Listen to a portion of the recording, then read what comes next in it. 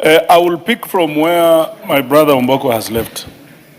Some of these big projects from government, they need to bring intercommunity coexistence, Honorable Speaker, because they come with enormous economic empowerment, Honorable Speaker.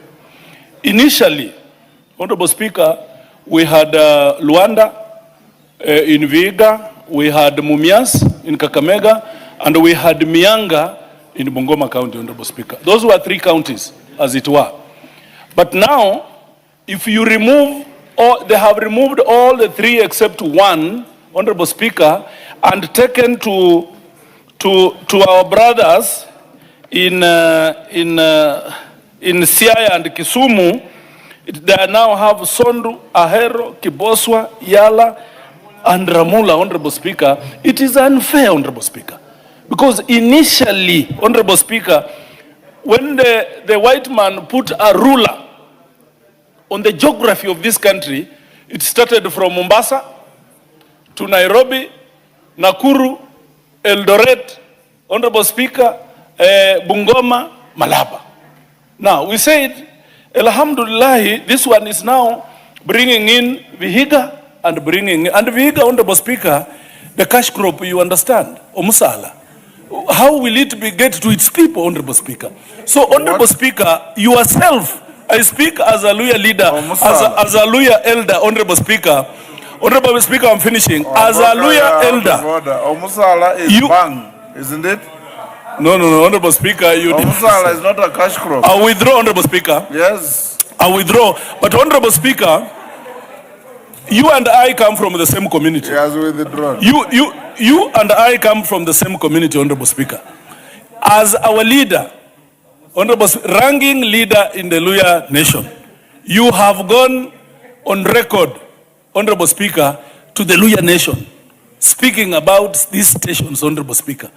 And we look up to you, Honorable Speaker. How is it going to work that you take the few ones that are there in Luya land and you give the community of Honorable Okello all the rest so that they have more and we have none, Honorable Speaker? As Luya, as Honorable Speaker, we are disenfranchised and we say no, this must be looked at and redrawn. And Abagusi, we are in the same basket. Thank you, Honorable Speaker. Yes, Oundo.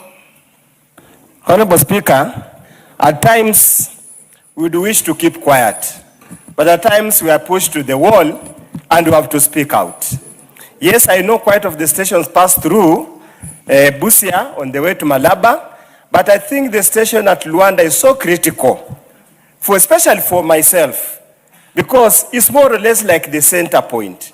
At Luanda, I can go to Busia town, I can go wherever, I can pass through Siaya and go to my place, and most part of Busia, the lower part of Busia, including Mheshimiwa Wanjalas Budalangi. Honestly speaking, Honorable Speaker, it is important. Point made. It's important they consider, and that's where my wife comes from. It's good. I can be bored as I go home. Thank you, Honorable Speaker. The country will not build a railway because of your wife. Honorable Didymus. Honorable Didymus. Order. I find that response unsatisfactory. None other than the President himself pronounced that the SGR will pass through not only Luanda, but also Mianga. I direct you to go back and bring a more comprehensive response, including, but not limited to, the map showing these stations. Mr. Speaker. 2 stations, Mr. Luanda Speaker, and Mianga. Mr. Speaker, I want to confirm that when I got this response from morning, the response was prepared and signed by the PS, Mohammed Dagar.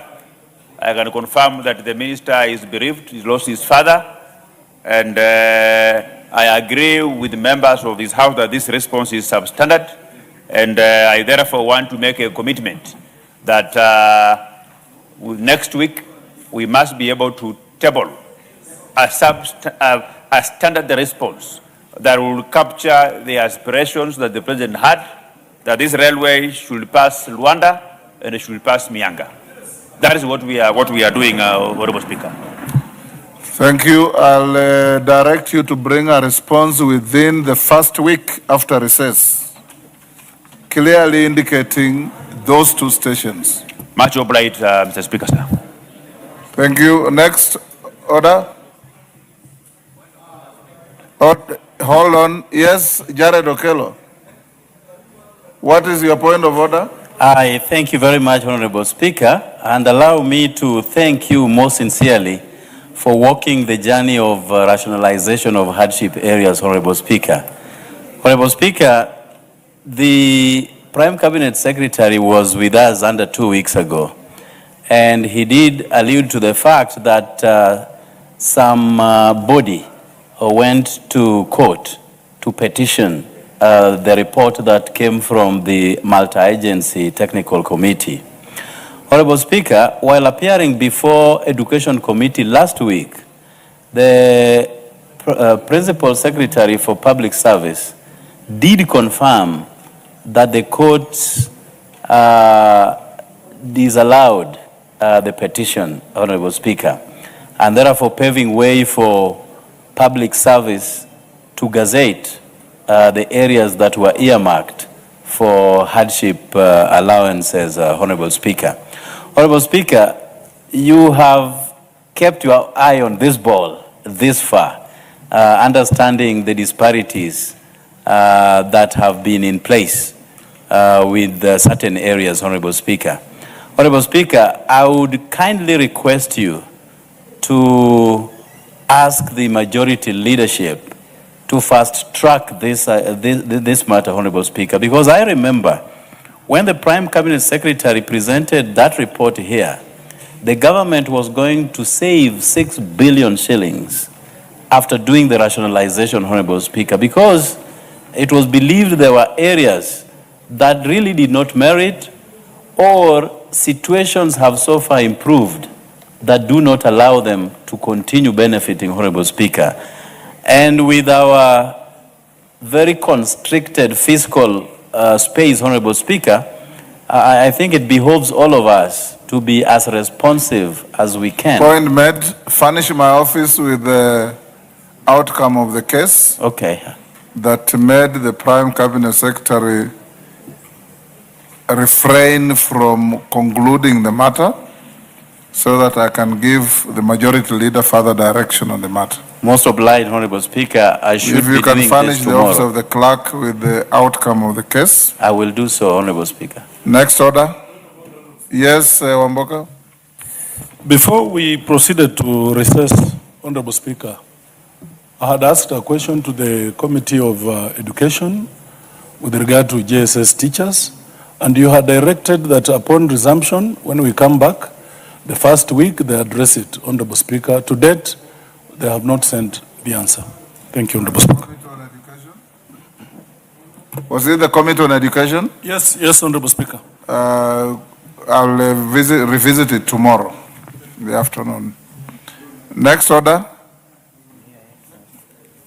Order number 8, Committee of the Whole House. Members, will you be upstanding?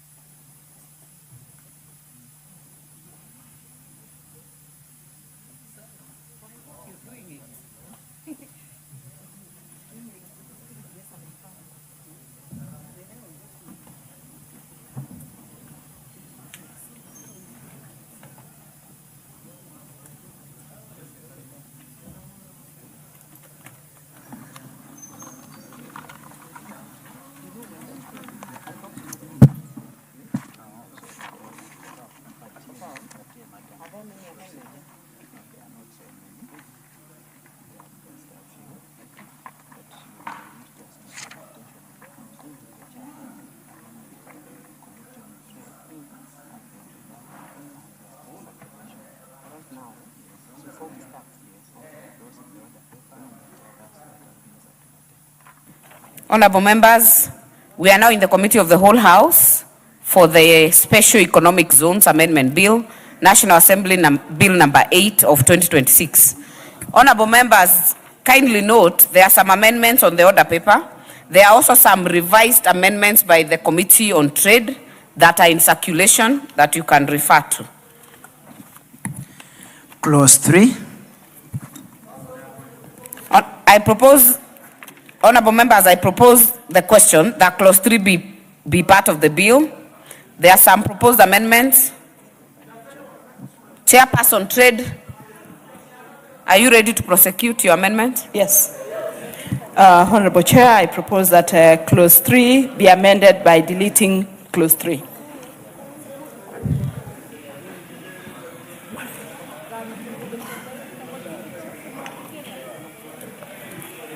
Chairperson, did you? Yes, I've proposed that we delete clause 3. Give a light justification for the The deletion. justification for that is that the definition that has been proposed in clause 3 is already carried in a proposed amendment that will come in another clause 2. Very well. Honorable members, I therefore propose the question that clause 3 be amended as proposed by the chair. I propose the question that clause 3 be deleted as proposed by the chair. Oundo? Chair, for the reasons given by my vice chair, I had a similar amendment that was coming to do the same thing, to delete. So obviously, when you get my amendment, if you care to call for it, I will respectfully drop it. Honorable member, that is well noted. We will give direction depending on the outcome of this amendment. I therefore put the question that clause 3 be deleted as proposed by the chair. Will as many as are of that opinion say aye? Will as many as are of a contrary opinion say nay? The ayes have it. Clause 4.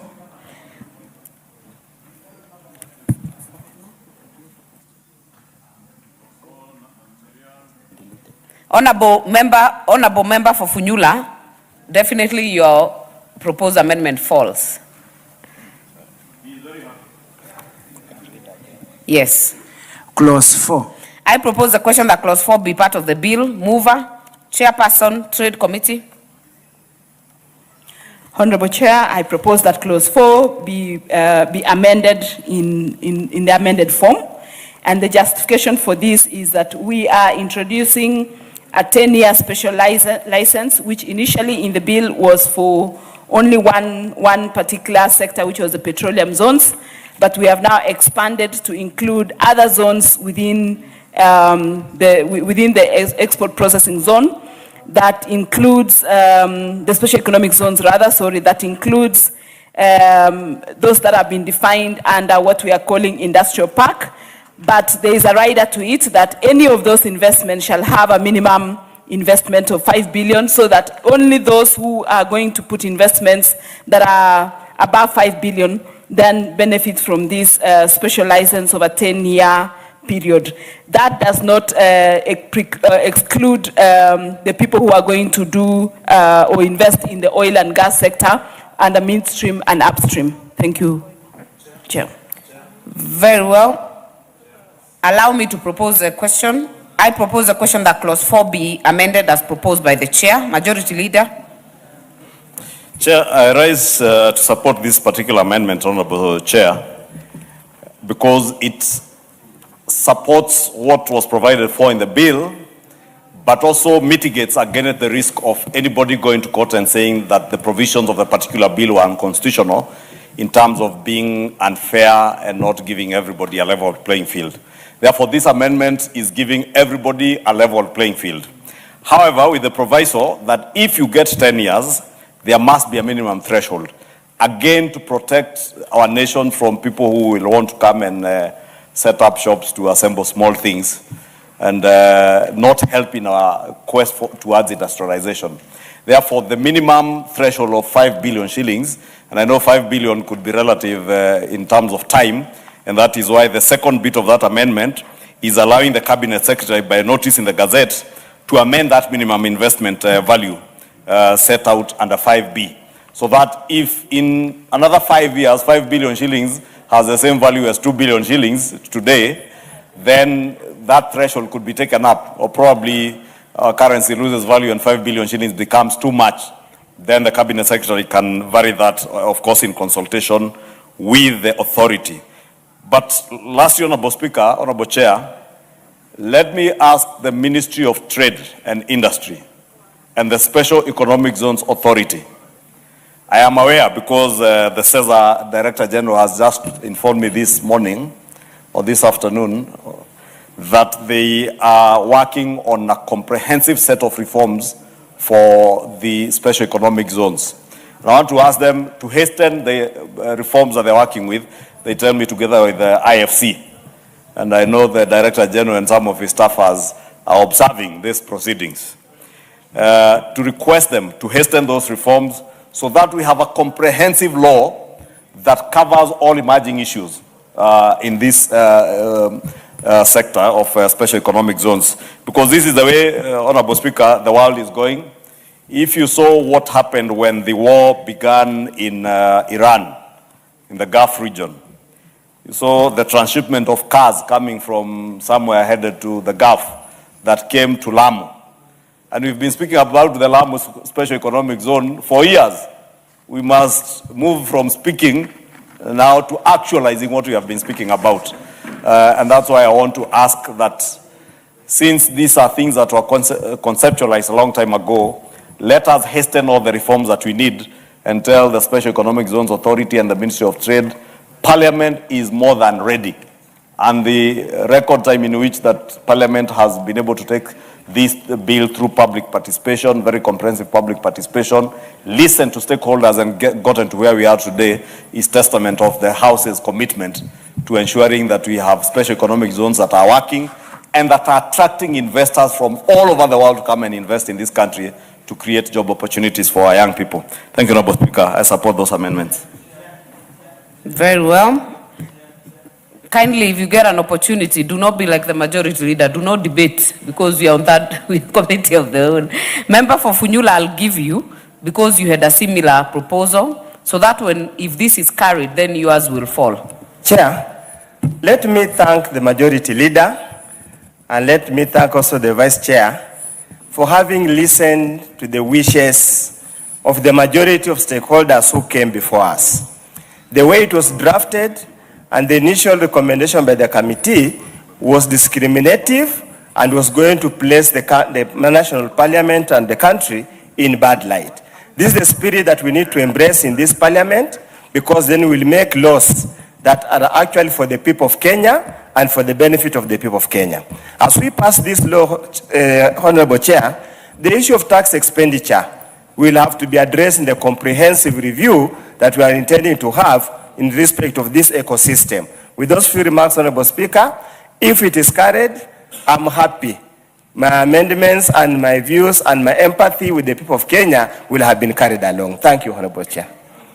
Very well. Caroli, are you on this? If you intend to speak to this, use the intervention. Member for Nyando, why are you raising your hands? Obvious reasons. I thank you, Madam Chair, and I rise also to support this amendment, Madam Chair. Madam Chair, a lot of things. Firstly, I just arrived back from a coffee conference that was happening in San Diego in the US. And whereas we are an agricultural country, we are yet to even scratch the surface in terms of the market share in America. And Americans drink coffee. They don't do tea like it happens here in Iran and Europe, Madam Chair.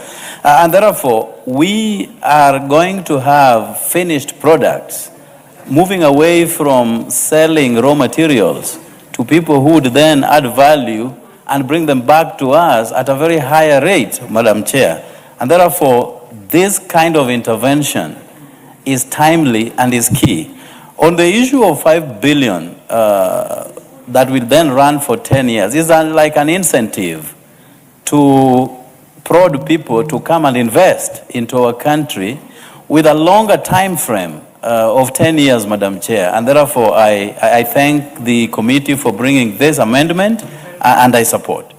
Very well. Honorable members, allow me to put the question that clause 4 be amended as proposed by the chair. Will as many as are of that opinion say aye? Will as many as are of a contrary opinion say nay? The ayes have it. Honorable members, I now put the question that clause 4 as amended be part of the bill. Will as many as are of that opinion say aye? Will as many as are of a contrary opinion say nay? The ayes have it. Clause 5. I propose the question that clause 5 be part of the bill. This has no amendment. I put the question that clause 5 be part of the bill. Will as many as are of that opinion say aye? Will as many as are of a contrary opinion say nay? The ayes have it. Clause 6. I propose the question that clause 6 be part of the bill. Mover. Honorable Oundo, you have a proposed amendment? Honorable Chair, we have had a discussion with Majority Leader and the move of the amendments that once the amendments under clause 2 are carried, then the proposed amendment under clause 6 will be rendered redundant. So we are presumed. I don't know if you can allow to set it aside. We hope we see what will happen the other end. Honorable Oundo, that cannot happen, but you will have to trust what you have discussed with the Majority Leader. So you are on record as having dropped the amendments on clause 6? Yes, on account. I hope, and it will go through, I trust and believe. It will be unconditional on record. So, honorable members, allow me to put the question that clause 6 be part of the bill. Will as many as are of that opinion say aye? Will as many as are of a contrary opinion say nay? The ayes have it. Clauses 7 and 8. These have no amendments. Allow me to propose the question that clauses 7 and 8 be part of the bill. I put the question that clauses 7 and 8 be part of the bill. Will as many as are of that opinion say aye? Will as many as are of a contrary opinion say nay? The ayes have it. New clause 3A. I propose the question. No. New clause 3A. Mover. To move second reading. Chair, trade. Honorable Chair, I propose that the new clause 3A be read a second time. And the justification for this is that this new clause, because we have introduced a Honorable Keitany, kindly move for second reading. Okay. Yeah. I propose that the new clause 3A be read a second time. Honorable Marianne, I move. Kindly move it, not propose. Okay, Honorable Chair, I move that the new clause 3A be read a second time. Very well. You have any justification? Yes, I have a justification. This is because the new clause will then cure the 10-year license that will have been issued to those investors that are going to invest with a minimum of 5 billion, so that if they get a license and they are unable to invest or they are unable to comply with the license, the authority is being given authority to be able to cancel this license if they are unable to comply. Thank you, Chair. Very well. I therefore propose the question that the new clause 3A be now read a second time. Honorable Member for Funyula, I'll give you the first shot on this because I know you had a proposed amendment to the same. We are doing very well. The voice of the people is the voice of God. We are doing very well. Thank you, members, for agreeing on this amendment. Thank you. You are supporting the amendment? Also go on record to save time. Since it's similar. That is what I was hoping for. Yeah, it is similar. I dropped mine. Very well. Honorable members, I propose the question. I now put the question that the new clause 3A be now read a second time. Will as many as are of that opinion say aye? Aye. Will as many as are of a contrary opinion say nay? The ayes have it. I propose the question that new clause 3A be part of the bill. I put the question that new clause 3A be part of the bill. Will as many as are of that opinion say aye? Aye. Will as many as are of a contrary opinion say nay? The ayes have it. Clause 2. Honorable members, I propose the question that clause 2 be part of the bill. Mover to move amendments. Chairperson. Thank you, Chair. I propose that clause 2 be amended in the amended form. And the reason for that is that we are introducing a new definition, which is an industrial park, where we have put all those functions that would deal with petroleum operations, both midstream and upstream, agro-processing, manufacturing, and many other activities that have been put there be under the industrial park, and that is for better clarity and better definition in the act. And we've also introduced a definition of what midstream petroleum operations are and what upstream petroleum operations are. And that again is for clarity so that the operations operations that are not midstream or upstream petroleum operations are not within the special economic zones. Thank you. Very well. I therefore propose the question that clause 2 be amended as proposed by the chair. Member for Funyula, and if you have a similar amendment, you can drop it on record. Yes, I have had a similar amendment and had expounded the definition of midstream to upstream, having received advice from drafters that at times it's better to be explicit in any act or in any bill instead of asking a reader to refer to another bill altogether. But probably in the wisdom and to avoid unnecessary haggling and wastage of time, probably unless they think otherwise, I would rather take the committee's proposal because it more or less aligns Very what well. we had agreed and what we agreed. Thank you, Honorable Chair. Very well. Honorable members, I put the question that clause 2 be amended as proposed by the chair. Will as many as are of that opinion say aye? Aye. Will as many as are of a contrary opinion say nay? The ayes have it. I now put the question that clause 2 as amended be part of the bill. Will as many as are of that opinion say aye? Aye. Will as many as are of a contrary opinion say nay? The ayes have it. Schedule. I propose the question that the schedule be the schedule of the bill. No amendment. I therefore put the question that the schedule be the schedule of the bill. Will as many as are of that opinion say aye? Aye. Will as many as are of a contrary opinion say nay? The ayes have it. Title. I propose the question that the title be the title of the bill. I now put the question that the title be the title of the bill. Will as many as are of that opinion say aye? Aye. Will as many as are of a contrary opinion say nay? The ayes have it.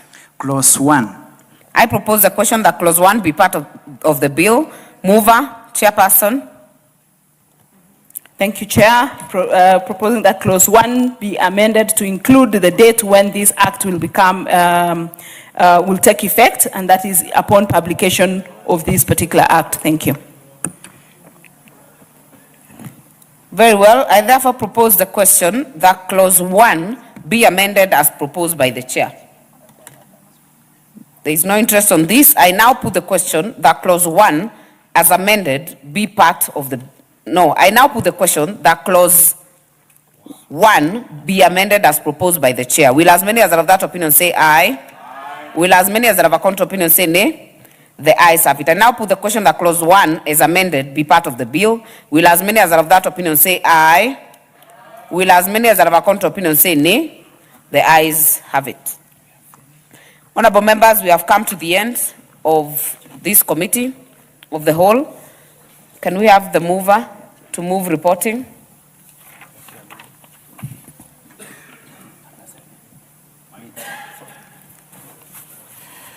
Honorable Chairperson, I beg to move that the committee do report to the House its consideration of the Special Economic Zones Amendment Bill, National Assembly Bill number 8 of 2026, and its approval thereof with amendments.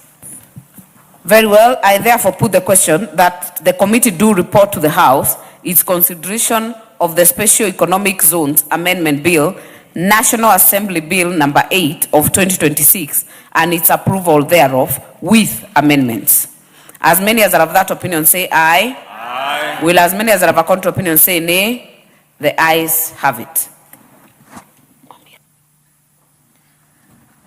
Honorable members, Madam Speaker.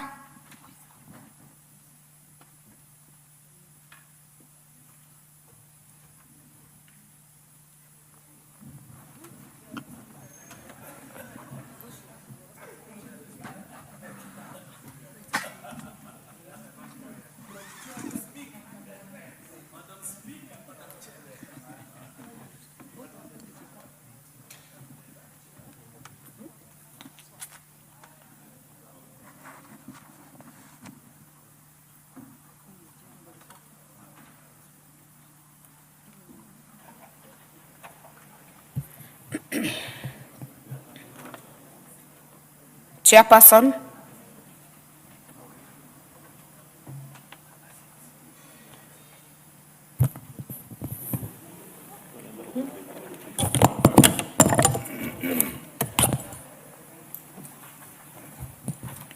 Honorable Speaker,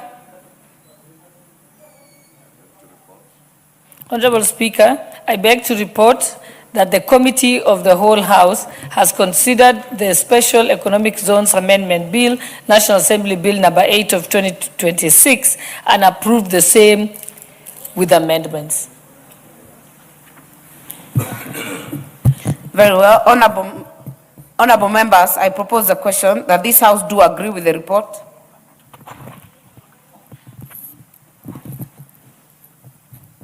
Pardon me, honorable members. Let's have the mover first. Honorable Speaker, I beg to move that this House do agree with the report of the Committee of the Whole House on its consideration of the Special Economic Zones Amendment Bill, National Assembly Bill number 8 of 2026, and I wish to request the member for Funyula, the Honorable Oundo, to second the motion. Honorable Speaker, I second. Very well. Honorable members, I propose the question that this House do agree with the report of the Committee of the Whole House on its consideration of the Special Economic Zones Amendment Bill, National Assembly Bill number 8 of 2026.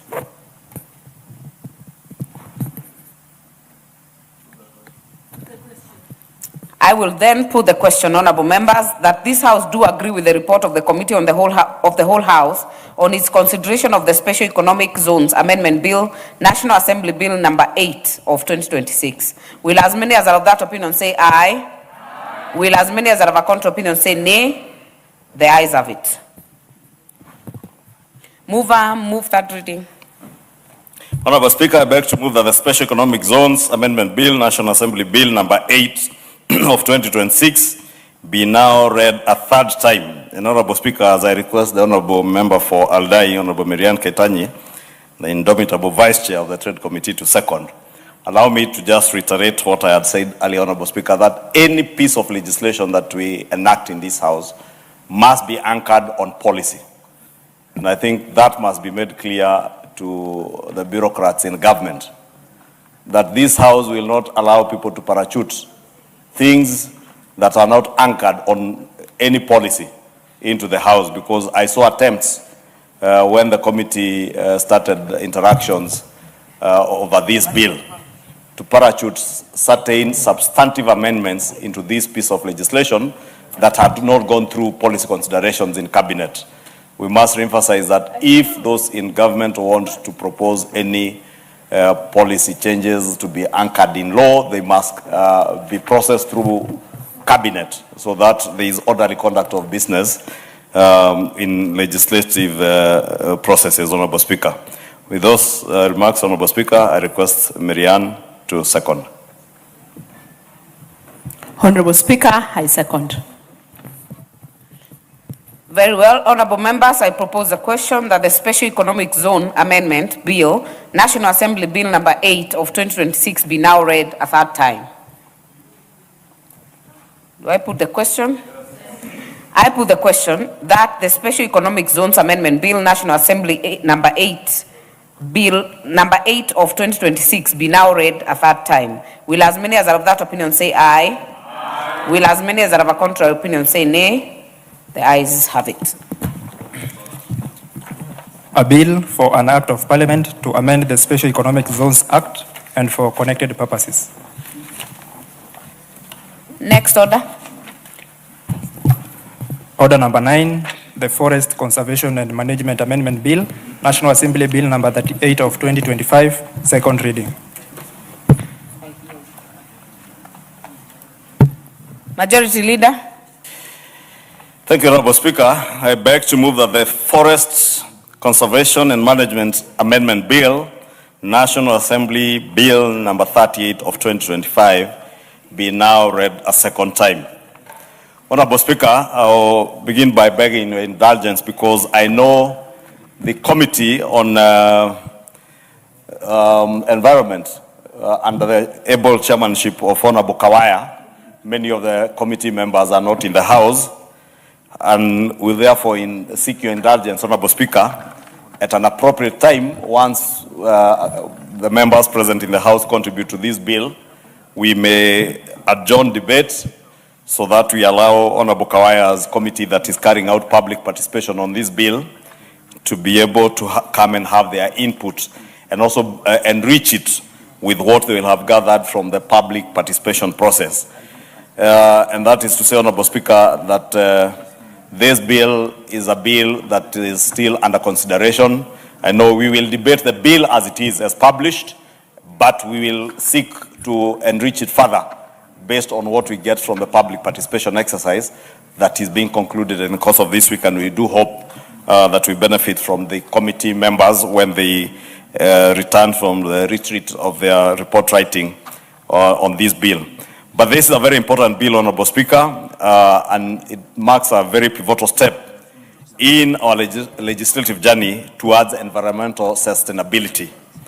Honorable Speaker, if the governor for Vihiga was still a member of this House, I am certain the Honorable Otichilo would be very keen on this bill, because he's a man who was very keen on matters environmental conservation and environmental sustainability. And this is a bill that I know would have touched him in a very special way. This bill seeks to align our forest laws, some that are very archaic, that were enacted during the colonial times, with the National Forest Policy of 2023. And that is what Honorable Speaker was just saying in committee of the whole House, that any piece of legislation must be anchored on policy. And therefore, this is such one bill, Honorable Speaker, that is anchored on a national forest policy that was enacted in 2023, or that was designed in 2023. And of course, it also aligns with modern global conservation trends and standards, ensuring that our legal framework reflects current ecological realities and aligns also with our Constitution of 2010, because, as I said, many of the provisions under our forest laws came before the enactment of our 2010 Constitution. Part of the objectives, Honorable Speaker, of this bill is to align or bridge existing gaps in our forest sector and on matters conservation and environmental sustainability in this era and age of global warming and climate change. And one of the things that this bill seeks to do is to strengthen institutions by formally anchoring research and regulatory offices under the Act. And one such institution is a very important institution that is hosted by the great people of Kikuyu at Muguga, Kefri headquarters, which is hosted in Kikuyu. The second objective, Honorable Speaker, as I said, is to enhance conservation by introducing innovative concepts like forest carbon and buffer zones. Under this new Act, and members who have read the bill will see there are definitions of all these terms, including the trade on carbon credits, forest carbons, and the buffer zones for our forests. The other objective is also to empower counties. You know, many laws that we had before, or the laws that we had before on forest conservation and environmental sustainability came in before the advent of devolution. And therefore, the laws did not recognize or clarify the actual role of our county governments in forestry management. And these forests are across all our counties. And therefore, many of the forests are even on some on land that is, some that is yet to be vested to the Kenya Forest Service. Some of the forests are on private land, others on county government land. And therefore, we need to clarify the role that the county governments will be able to play in the management of our forests. The other fourth objective is to deter environmental crimes by significantly enhancing penalties for illegal activities. Because again, the laws that I described as some being archaic, that were there governing this area before, had very lenient penalties and fines for criminal activities or illegal activities in our forests. And that is why you have seen people clearing whole forests without apology, Honorable Speaker. Because they know you will clear a whole forested area with illegal logging, make a lot of money from this illegal logging and processing of timber, Then you go, if you are arrested, you go to court, you get a tap on your wrist.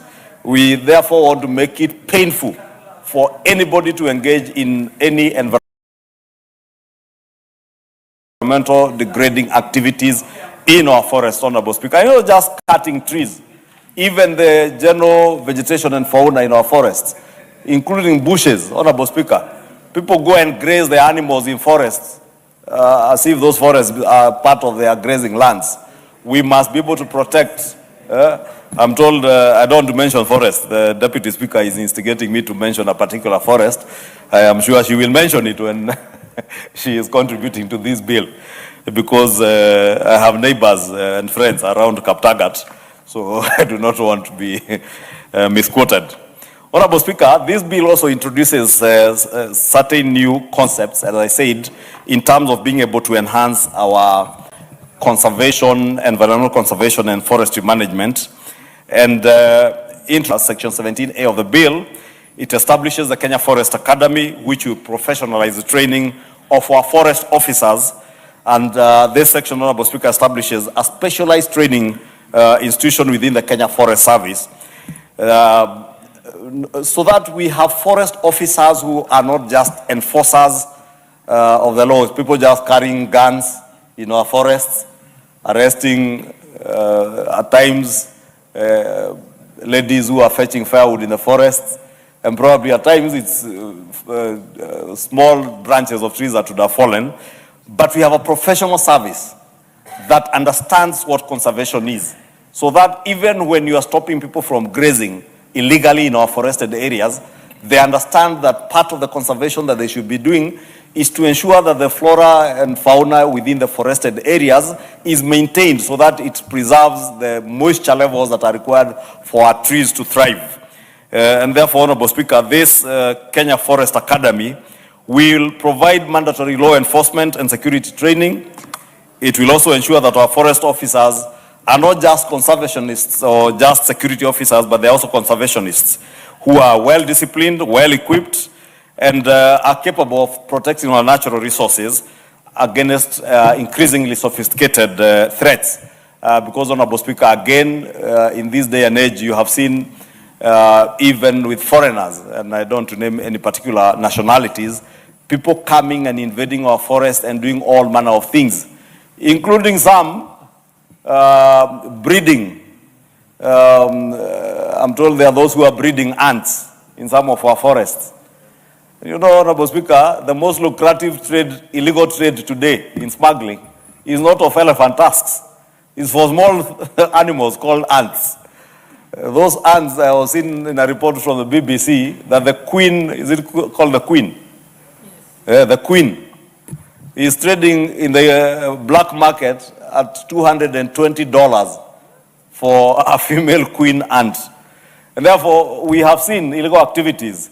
And therefore, the most recent one is from a Buru forest in Gilgil, actually, where those ants are found. And you see, Honorable Speaker, a forest officer who is not well trained may not understand that that queen, that ant trading at $220 a piece, or is it an animal or an insect? An insect in the black market, somebody now breeding those insects or those aphids in a forest in a Buru is raking in hundreds of millions of shillings. But forest officer will find it to be harmless when they are doing that, and especially when they go to demolish the ant hills that exist around the Buru forest. And I know I passed through that road on my way to Mount Narok, Honorable Speaker, in your neighborhood. And especially around the Tivet where we went with you. I see a lot of ant hills in that area. And therefore, we must train our forest officers to be knowledgeable and to become real conservationists also, not just men and women who carry arms and move around harassing people collecting firewood or grazing their animals at the edges of forests. Honorable Speaker, we are also seeking to establish the Office of the Director of Forest Regulation, and this office will act as a watchdog for the sector, responsible for setting national standards, inspecting forest management, and maintaining a national forestry registry. Very important, Honorable Speaker, because we have a nation with so many forests. As I said, some are private forests, some are owned by county governments, some are owned by the national governments under the management of the Kenya Forestry Service. But we don't have a clear register to know what actually constitutes our national forests. And therefore, this office or the Office of the Director of Forest Regulation will not only set our national standards in terms of what should constitute a forest.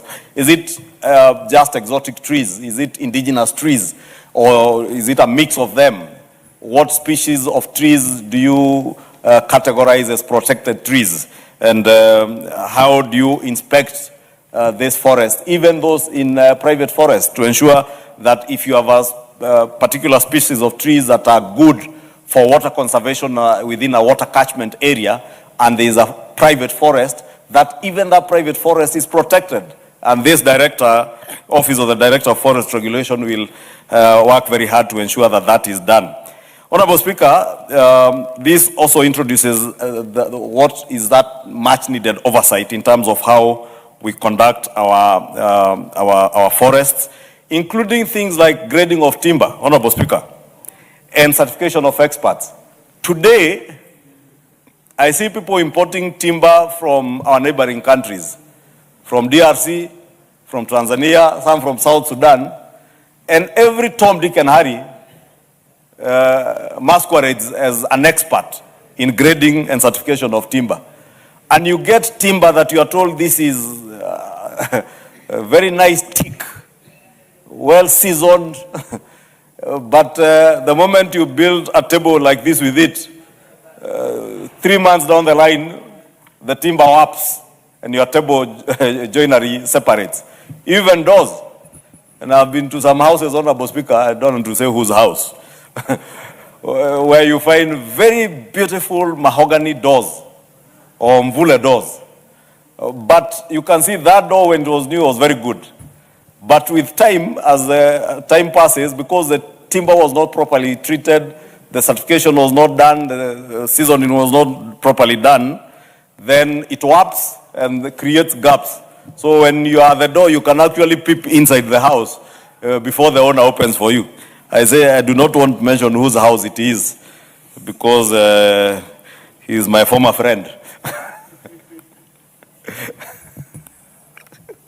Honorable Amboka pretends to know whose house it is, but I know he knows. I was actually interested, is a former friend, do they become an enemy or do they? No, they became rumor mongers, warmongers, tribalists, and I could no longer associate with them. Honorable Speaker, this office will also help us in traceability. Because, you know, in the modern world, everything from the food we are eating requires traceability. And so is our timber. We must have a system of traceability of Kenyan forest products in international markets so that when we grow timber for in our forested plantation areas, the timber that we grow for commercial use, then there's traceability so that if you were doing mvule wood, for instance, that you exported to Italy, then if there's a problem with that timber, we're able to trace back to the plantation where that timber came from. And that also enhances not just our market for timber or wood products, but also puts us at a standard that is there internationally, that you have traceability of all your products, including tree or wood products. Honorable Speaker, if you go to part 3 of the bill, under clause 10, I had mentioned that I host in my constituency the Kenya Forestry Research Institute. And I said part of what this bill also seeks to do is to anchor some of these institutions, and especially such research institutions in the Kenya KEFRI, Kenya Forestry Research Institute, to anchor it under this act, moving it away from what was then science and technology framework to its natural operational space now in the forestry area. And this KEFRI, Honorable Speaker, being anchored under this act, will formalize its mandate as a lead agency in forestry research or in research in the forestry area and technology development, Honorable Speaker. As I mentioned, Honorable Speaker, it's important that we also develop seedlings and seeds for trees that will be able to survive in areas where the trees that we have today may not be able to survive. And Carefree is doing a lot of this in terms of research, being able to research what kind of trees can do well in dryland forests. Because those of us who come from the northern parts of Kenya and other semi-arid and arid parts of this country, those places are that way because there was no forest cover. And therefore, even the rainfall in these areas was limited. But with science and technology today, Honorable Speaker, it's possible for Carefree and other research institutions to develop varieties, seedling varieties that will be able to survive in these dryland forests. And therefore, also be able to merge this dryland forest with pastoralism in what has been defined by scientists as agro-silvopastoralism, where you combine trees, crops, and livestock, and even fodder for livestock. And this is also about climate resilience and livelihoods, Honorable Speaker, because we want to get to a point where climate resilience and improvement of the livelihoods of people, and that's why I mentioned particularly those people who come from arid and semi-arid areas, that through this agro-silvopastoralism, you'll be able to do your pastoralism, but coexist with this dryland forests, and also fodder for livestock, and also crop farming to also alleviate hunger and food insecurity, and therefore address the livelihoods of the people that all these members here represent. Honorable Speaker, I know this bill is quite comprehensive. It's a very big bill, and I know it will be going to the Senate. Therefore, I do not want to belabor too much of it, and as I said, because the bill is still undergoing public participation.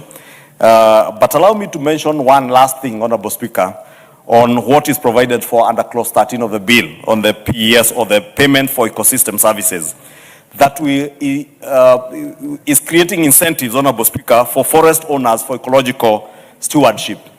That, as I mentioned, Honorable Speaker, there are many people, including myself. I have a small forest in my small space in Kikuyu. And I have made you, Honorable Speaker, in every small space that I get in terms of land, I set aside a portion of it to develop a forest. I did not know this bill was going to become law, but I can see I am also catered for under this bill. Because if you are an owner of a forest now, however big, however small, you are in a way contributing to the ecology of our nation. And therefore, Kenyans will reap benefits from the forest that you own and that you're managing. And therefore, we are creating a framework that allows incentives to be paid to forest owners, whether it's public forests, community forests, because there are also people who have forests that are owned by community on community land. There's a lot of that. I have seen a lot of that in Kajiado, Narok counties, and Samburu counties. And also private owners who manage their land to provide ecological services. For instance, as I said, there are people who, your land has a water catchment area that you are protecting and you are taking care of. Or even a place that is a carbon sink and a carbon storage. You should be able to derive some value out of that. And that is why we are saying you will get a reward and you get payment for ecosystem services that you offer to the country. And therefore, this encourages private citizens and Kenyans and communities to plant and protect trees because they will be financially rewarded for the ecological goods that their forests provide to the nation. Because the ecological good or the service that you're giving to the nation in terms of ecological balance by maintaining a forest, maintaining a water catchment area, or even carbon sinks that you're maintaining is giving value to our nation. And therefore, whatever money the nation earns, whether it's from carbon credit trading, whether it's from sale of timber from the forest, you as a private, as a community, or as a public forest owner or manager, you should be able to derive some value out of it. Lastly, Honorable Speaker, also important is Clause 21 that vests intellectual property rights for forestry innovations in the institute, and that's the Kenya Forestry and Research Institute, that it will be able to now have property rights for any innovation. If they innovate a tree variety that will grow in swampy areas, and convert those swampy areas into productive land as forested areas, then they will be able to now have the patent or have the intellectual property rights for that. And this turns our forestry research from just being a mere service into a protected national asset, ensuring that Kenya owns the solutions of its own environmental challenges, Honorable Speaker, so that our scientists, and we are training many of them, and this House devotes a lot of money towards research and development of research facilities like KEFRI and others, that we do not spend such immense national resources in training our scientists, in developing these research institutes. Then they spend even much more doing the research, developing varieties of seedlings or seeds or whatever else they may develop within these institutions, but they don't have the intellectual property rights for whatever they innovate. Therefore, this law is that KEFRI, for instance, on any research and innovation space that they innovate, they will hold the intellectual property rights and can earn from it, so should that be applied by others outside of this country for the benefit of their countries, then they will pay or compensate. I do hope that members have had an opportunity to interact with the bill, and those who are out there in terms of feedback from the public during public participation before we conclude this bill and before it eventually goes on to the other house, because as I said,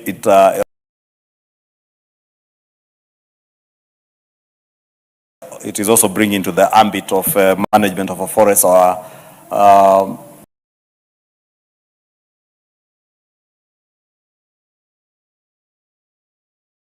county governments, and therefore is a county government related bill, and therefore we will have to find space in the other house or find its way to the other house. With those many remarks, Honorable Speaker, I beg to move, and I want to request my very able Deputy Whip of the majority party, famously referred to as Mama Naomi by the people of Marsabit County, who is also a canon in the Anglican Church of Kenya, a lady of might, a lady of service to the nation, and more importantly, serving the Church of God and the people of God. I was going to tell the honourable member to have a seat so that you can finish you know the you canon. Can continue the introduction. The canon, Mama Naomi Wako, has served the people of Marsabit very diligently, and she is very passionate in her service to the people of Marsabit. And as much as she's a canon in the Anglican Church, I know she serves the people of Marsabit, including the Muslim community, without any iota of discrimination, and loves the people of Marsabit. Her commitment to the people of Marsabit is something I have not seen with many members that I have seen before in this house. And therefore, that is why it is my singular honor to invite Mama Naomi Wako to second. I'm not going to contradict anything you have said, because I think it is proper. As an Anglican myself, I can confirm. Member for Marsabit to second. Thank you, Honorable Speaker.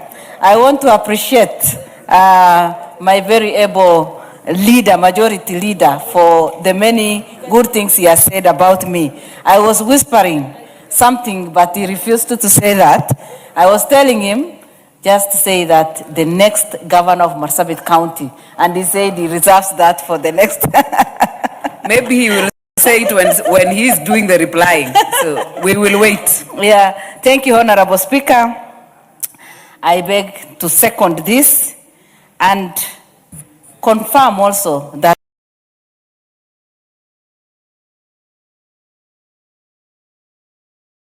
this bill is very, very important to our entire nation. Honorable Speaker, the Forest Conservation Management Amendment Bill is one of the most important bills that has been introduced to this House, which will benefit this country and every part of this country. I second and support this because the bill introduces enhanced enforcement and protection for our forest. Our forests need proper enhancement, and protection. We know very well that there are many people who sell firewood, others sell charcoal, others sell timber, and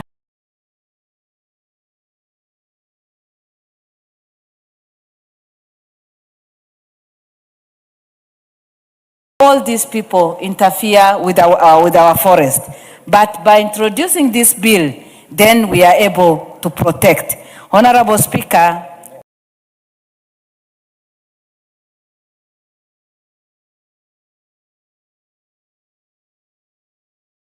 again, this bill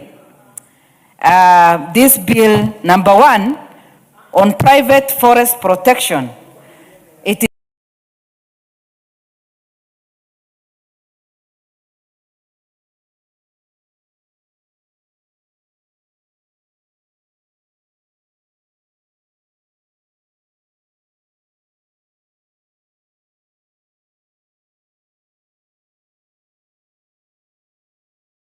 very good because we have many Kenyans who have private forest and they also need protection. For the first time, the law extends protection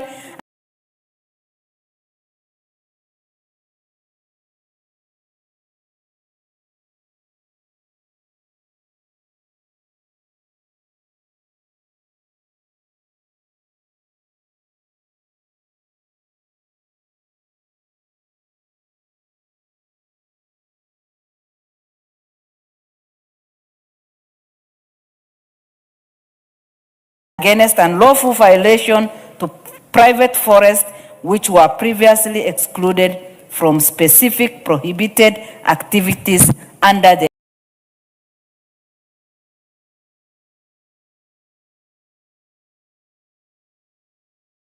Act.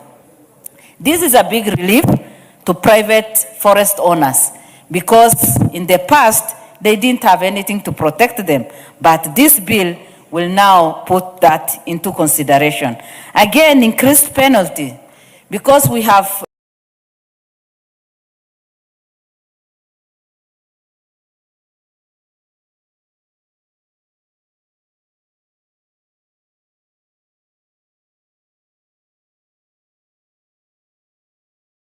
known there are many cartels who sell timber, who are in that business and gain a lot of money.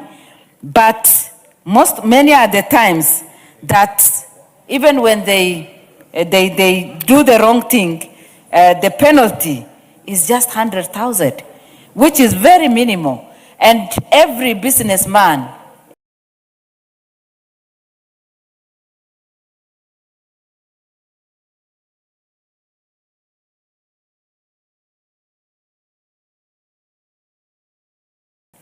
and those who are in that line can easily afford. But when we introduce 1 million, before you make any mistake, you have to put into consideration your steps and the penalties behind. So this is very good bill that will protect our forest and also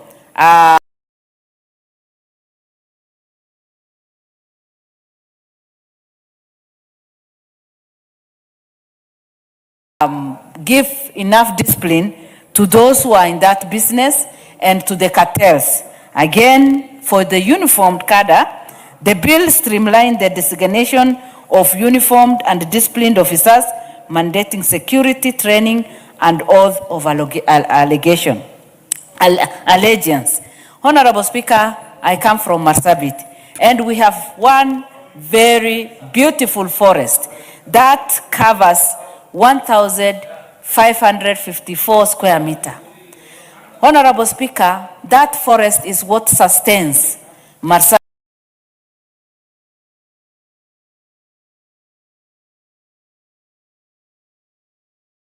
and especially Saku, where I was born and brought up.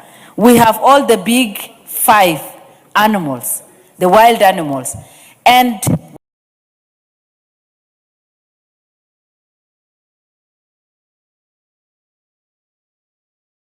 we have elephants, we have giraffes, we have lions, we have everything there.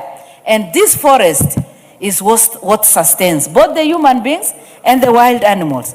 And even for the water that we have in Marsabit, this forest is the source. And that is why today I stand to support this. When we talk of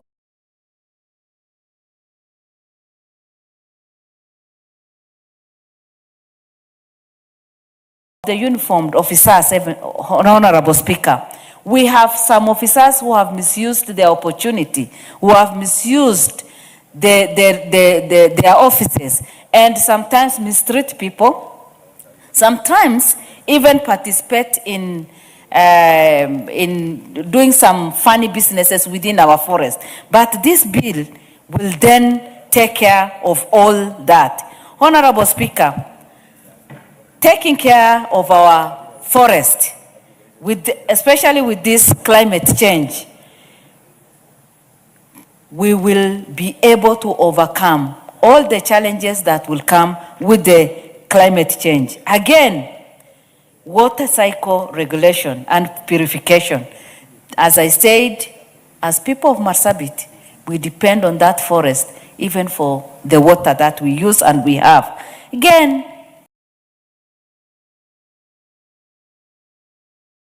when we take care of our forest, soil stabilization and prevention of erosion, when the forest is well taken care of and well nurtured, then we are able to take care of erosion and prevent so many other challenges.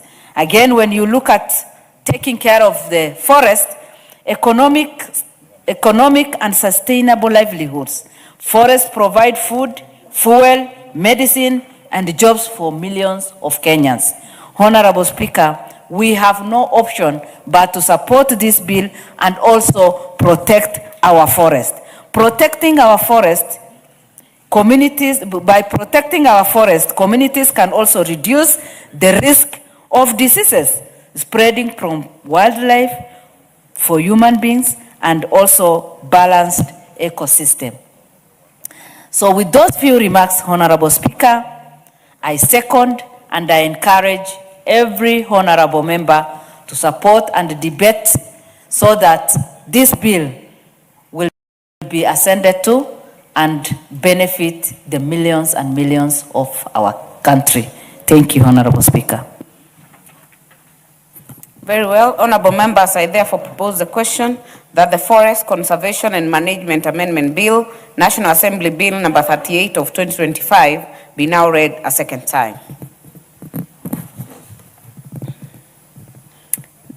Dr. Mutunga. Thank you very much, Honorable Speaker, for the opportunity to contribute to this very important bill.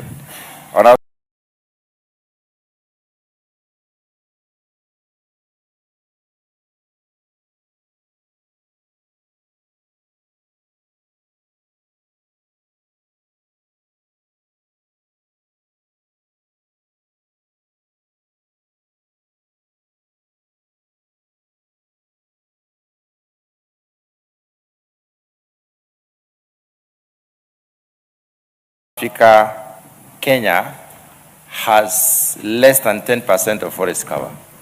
This is according to the report, the Kenya Forestry Resource Assessment Report of 2024. I start with this particular statement because we are confusing people when they speak of 12%, 13%, 14%. It is not true. Kenya right now is at 8.83% as per that report. If it has increased, then it's over the last 1 year, and I don't think it can increase by a significant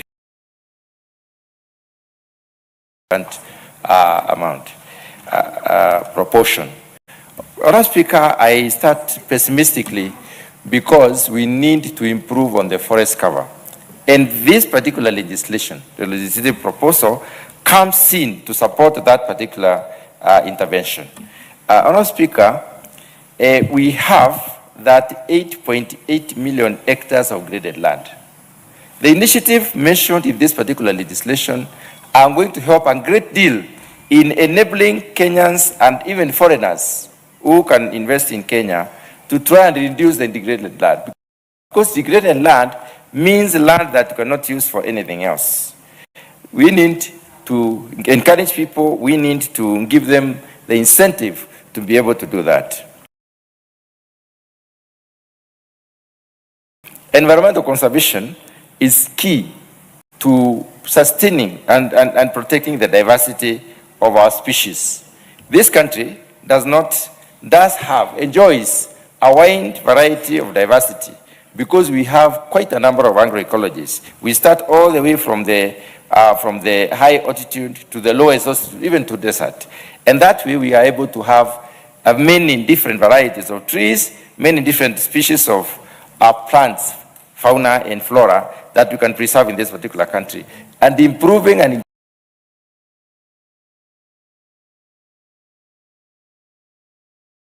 increasing diversity is key in terms of enabling a country to have better environment and therefore to be able to benefit from the variety of the environment.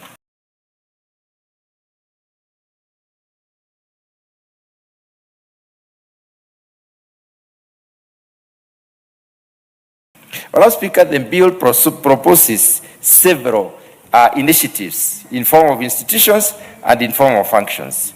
It proposes specialized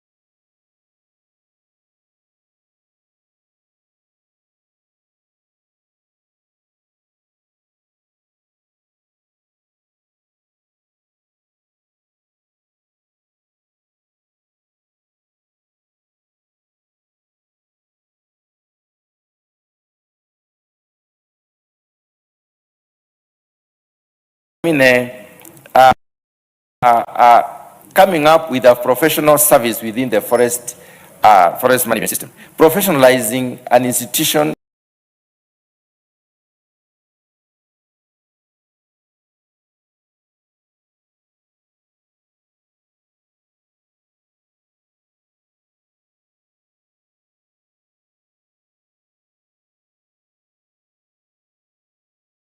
a sector like forestry is key so that we may be able to have professionals growing in this particular area.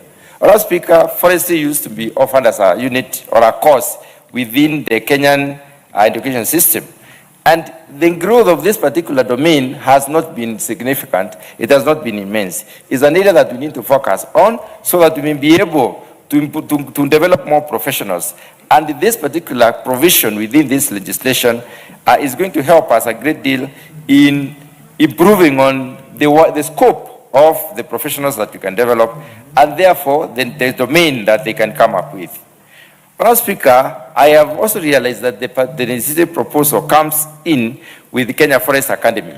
Kenya Forest Academy is another form of specialization. It's creating an opportunity for us Kenyans and for the future generations of this particular country to know and to innovate, to dive deeper, to get to know what other species, what different types of species of trees, what different types of bushes can grow in this particular country.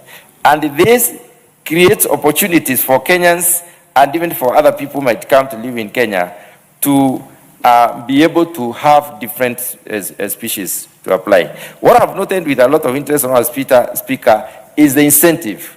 Incentivizing those who want to create their own forest, those who want to create woodlands, those who own lots, those who want to create conservation areas. If you look at most of the areas that we have recreational facilities, people move into a semi-desert, semi-arid area and create a recreational facility, and they build a microclimate of trees. They bring in trees from different parts of this country and they grow them there. What that tells us is that this country of ours is God blessed to the extent that you can grow most of the species across the various agroecologies. This has enabled creation of microclimates. And this microclimate tells us that it is possible to create woodlots or forests. And the incentive to to enable people to basically develop or improve on carbon sinks is very key, and its appropriation in this particular bill. Ecological goods, Honourable Speaker, are natural, they are long-term, and they are also very or extremely localized. Ecological goods cannot be enjoyed across a wide area. So we have specificity in terms of the ecology, and therefore we can be able to improve on this. This incentive is going to be useful in terms of developing an area in this particular country that may require us to a forest. Honourable Speaker, if we look at the amount of forest we have 2.1 million hectares of forest. So of woodlands. We need to increase more of woodland. We need more of wood. Trees relate very closely with rainfall. Honourable Speaker, we also need to transform the 24.8 million hectares of bushland into woodlots, which is possible. And to do this, we need a legislative like the one we are discussing today. The most interesting thing that I found in this particular legislative proposal, Honourable Speaker, is the possibility to have innovative rights and benefits from the innovations. Kenyans are being given an opportunity to innovate, to come up with species that can do well in various areas, and therefore they can be paid intellectual properties. This is key because it will enable scientists to delve into this particular area and produce species that can do better in certain areas.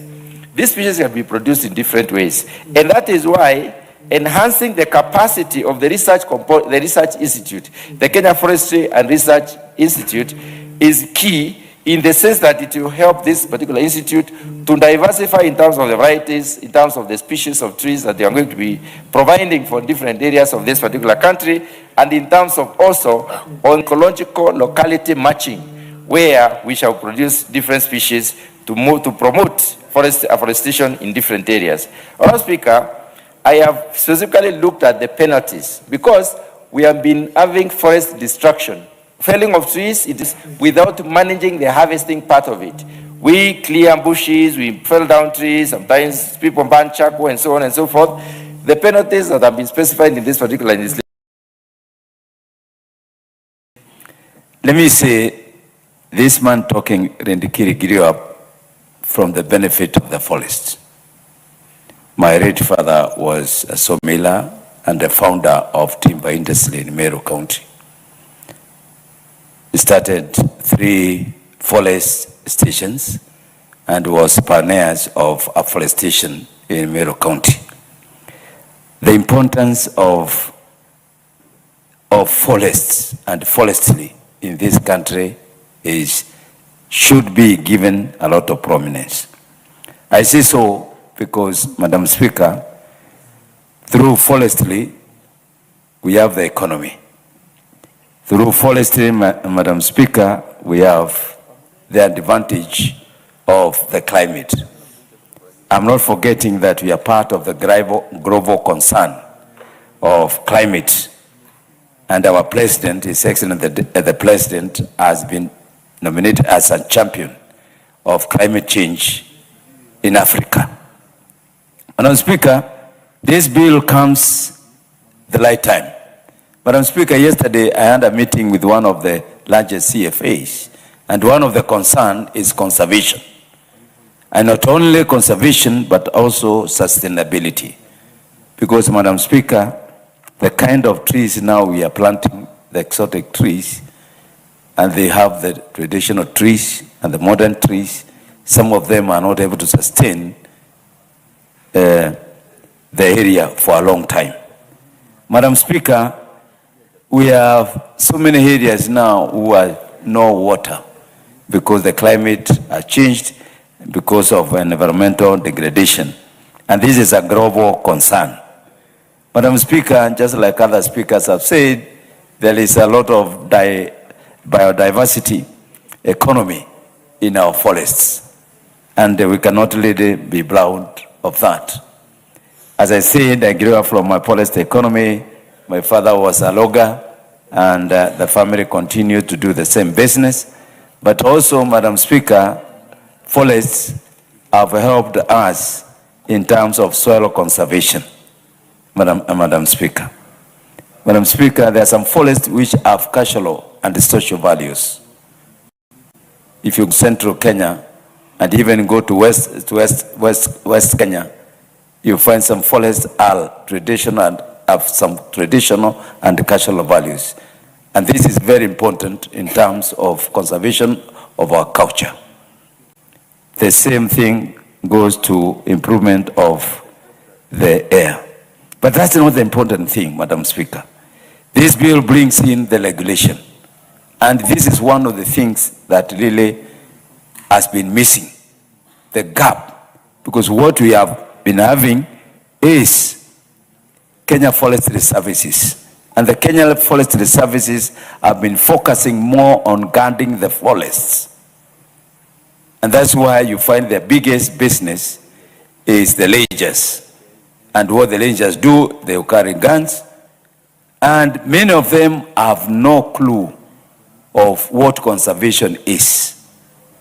Because conservation is sustainability, is ensuring that whatever is there is sustained for a long time. So the regulator is coming in early because now they'll be able to look at various aspects of what the economy that comes with forestry is bringing. One, Madam Speaker, is research, which I don't want to belabor more. Madam Speaker, where I come from a transition area. Mount Kenya on the upper side, and then we have at the middle a leeward area, which is more like northeastern, and then you jump, and then you start now the semi-arid area. Madam Speaker, the problem that we have been having, we have forest, and then no forest, and then you start having the shrubs. But if we have an institution that is purely focusing on seriously on research and development, we'll be able to develop 3 species which can be transplanted into other areas, not only the forest. What the government is doing now is to try to plant as many trees as possible within the existing forest areas. But now we need to move into the rural areas. Madam Speaker, there are areas like the hills, water catchment areas. Madam Speaker, there are trees that need to be developed for those areas. There are trees that do very well in arid areas. Because, Madam Speaker, the known forests around Mount Kenya, Mount Elgon, in Kakamega, they are going to go if this climate problem continues. So we need to start developing new species of trees that can sustain the encroachment of the climate, degradation, and then we have to develop another forestry cover. Madam Speaker, the issue of funding is very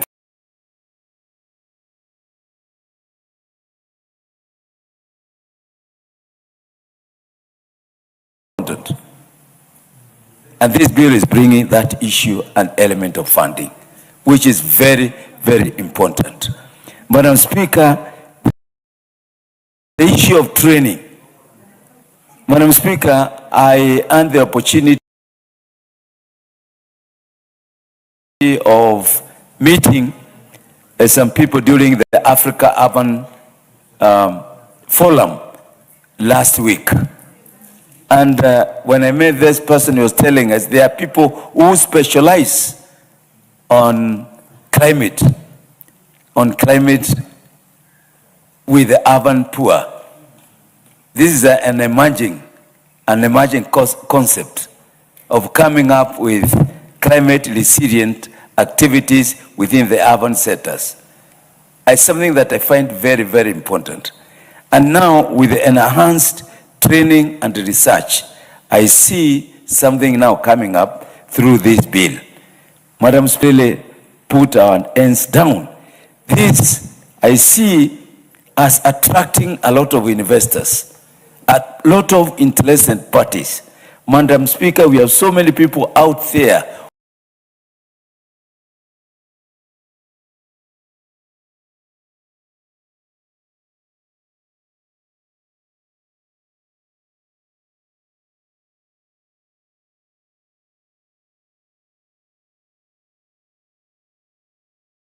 who would like to partner with an organized institution, with an organized structure.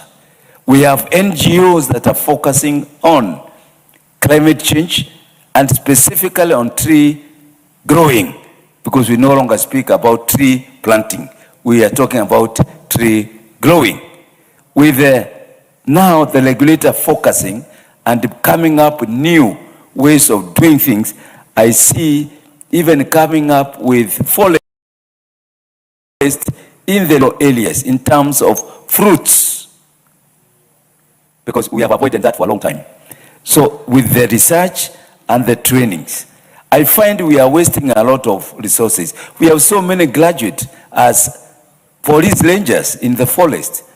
And some of these ones have gone to university, they have studied agriculture, they have studied forestry, they have done science-related concept on forestry. So I think this bill is coming in the hand way, the right time. We need to support it. We need to empower this, the academy. We need to empower the regulator. We need to start specializations. I like the area of penalties. Before I finish, Madam Speaker. Yesterday, we had a very serious argument with the CFA of, is called Kamo. Even logging in areas they are not supposed to do. These penalties will come handy, and they are going to prevent a lot of distractions. So, Madam Speaker, with those few ones, I support and ask all the members not only to support this bill, to be part of the tree growing. Each member of parliament here to go back to where we come from and we start growing trees. And specifically, we grow fruit trees for our people. I thank you, Madam Speaker. Very well. Member for Wajir North, Sanei. Madam Speaker, forests are our environmental asset. They are the refuge homes for our flora and fauna and even human beings. Forests offer livelihoods to both animals and human beings. Forests, they are the signature of our diversity. In them, you find the bounties of nature. It's not a one tree. It is a composition of many different species, Madam Speaker. Forests are sources of water. They are rainmakers, indeed. From them flow the fountains of all forms of water, rivers that provide us with life. Madam Speaker, forests are the source, are indeed the sink of carbon, the biggest nuisance today globally to what we call climate change.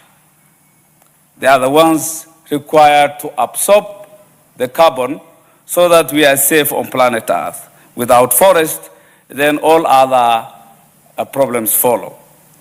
Madam Speaker, forests are the generator of environment, of health indeed. Without forest, we will not be healthy. And the management and the conservation of all of forest means trying to fortify all those utilities we get from forests. It's about sustainable management, not managing it for today, but for posterity. Why should we do that? Because at the rate things have been going, forestation to be maintained and managed. And conservation, for that matter now, means at least a planned use, protection, and preservation. Preservation bringing in the aspect of wise use of our natural resources, using it today and making sure that whatever we are using is available for generations to come, a sustainable basis. Madam Speaker, the bill from the outset brings in the devolution of forestry in Kenya Forest Service. That is in sync, in consonance with our constitution, that there is there is a devolved component of the Kenya Forest Services. So that in itself makes what was existing to be in tandem with our constitutional order. Madam Speaker, it also uplifts our legal framework from where it was to an international level, so that it is at par with all the international practices. So legal framework, our local legal framework, Madam Speaker. One important thing that it brings to the fore is the classification of forests from public, private, and community forests. That means with devolution, there should be community forests. And I love that because in institutions, it has proposed the creation of forest regulatory in the aspect of dry land forestry. Forests are not only in the high altitude areas. Bushlands, woodlands are also part and parcel of our forests.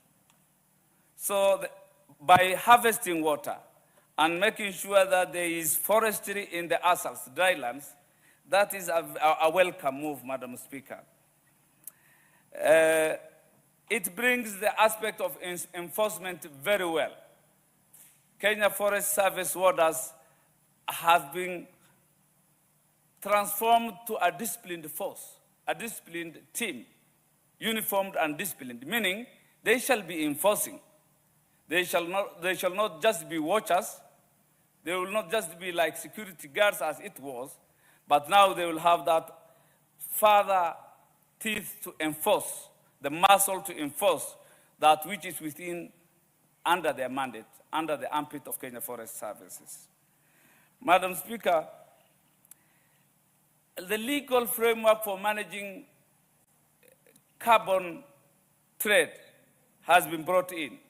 Initially, it was haphazard.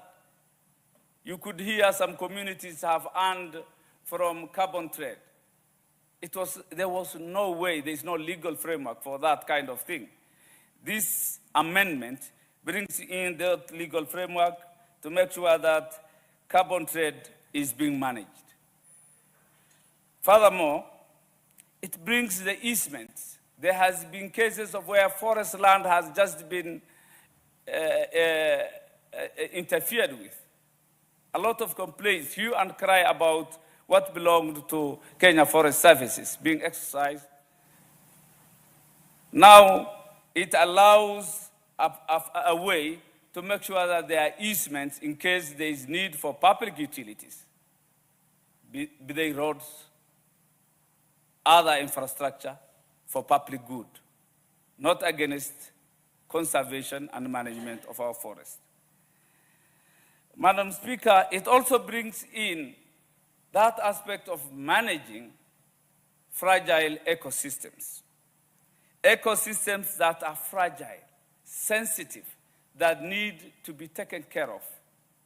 Any move to exploit such ecosystems will be so disastrous. So to make sure that they are not disturbed, this bill accommodates and takes note of sensitive, fragile ecosystems that need very serious care. And that brings in the work of the Kenya Forestry Institute that is concerned with making sure that indigenous forests, we have had issues where some particular trees were being brought to the country and they have colonized and taken over rangelands, grazing areas, to the detriment of other growths, other trees. With this amendment, there is a need to make sure that our native trees, indigenous woodlands, are protected. And with those few contributions, it is a very comprehensive amendment bill I entirely support. Thank you. Very well. Omanyo, member for Busia. Madam Speaker, I'm waiting to comment on my committee report. Okay, not on this? Nope. Honorable member for Turkana Central.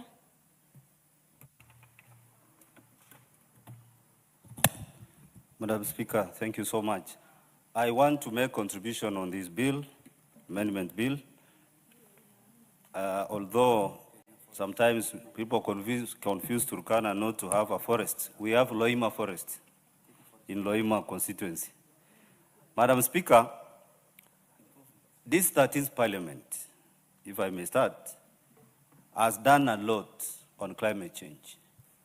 And if I take record, this could be the third amendment we are introducing to support issues on climate change. Madam Speaker, you recall when Kenya was just given chairmanship to champion issues of climate change, and our president was nominated for that task, we had to amend the Climate Change Act in 2023. And that act brought in the issue of Kenya National Carbon Registry.